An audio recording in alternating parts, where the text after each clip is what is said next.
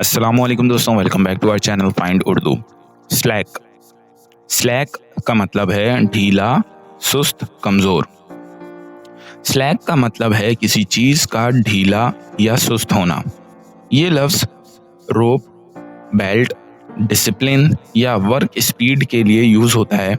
अगर रोप या रस्सी टाइट ना हो तो कहते हैं कि रस्सी इज़ स्लैक।